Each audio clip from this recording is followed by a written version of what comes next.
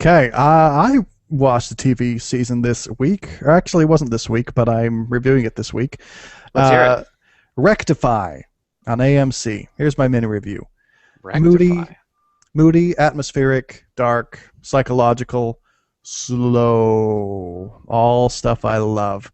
I wished for more, perhaps, from Aidan Young as Daniel, but that might be because I heard Walter Goggins almost had the role. Otherwise, acting's terrific. Great start to a series, 4 out of 5. Nice. Wow. 4 out of 5. This is a pretty good show, Bob. It's a Sundance Channel original. This and Top of the Lake are two sort of short 6 episode seasons that they're dipping their toe into, and both of them are pretty good.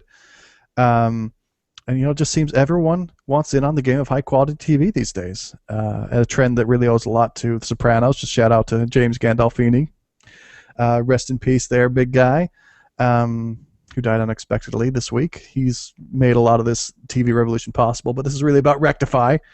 Anyway, Rectify is the story of a man in prison on death row who is released after almost 20 years on what they call a technicality. The lawyer in me thinks they're a little light on exactly what happened to let him go free, but in a way that's not really the point. And I would say it's more than a technicality, though, because it does leave room for doubt about whether he committed the murder, too. Mm.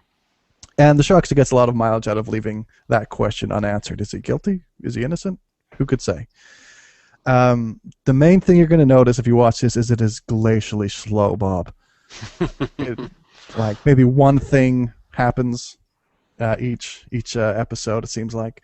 But it does pretty well leaving that breathing space and exploring what kind of man this Daniel Holden is. And especially explores what spending so much time in prison does to a man. Like whether or not he was a monster before, prison really fucked him up. So Right. that's an interesting thing that it explores. There's also a terrific performance by Abigail Spencer, who was Don Draper's mistress. She was the teacher, Oh, okay. and she plays Daniel's sister. But most of the performances are riveting. So, but the one that I have second thoughts about is the lead. And that's because I heard that Walter Goggins was originally slated to play the lead role. And he is one of my very favorite actors from Justified and The Shield.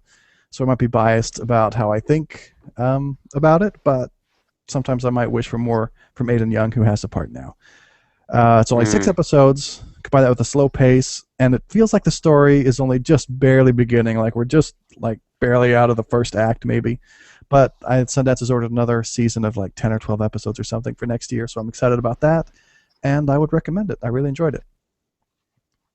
Okay, I'll add it to the queue, but it's a long queue, so we'll see when I get to it. Sure. It's only 6 episodes, luckily, so that helps.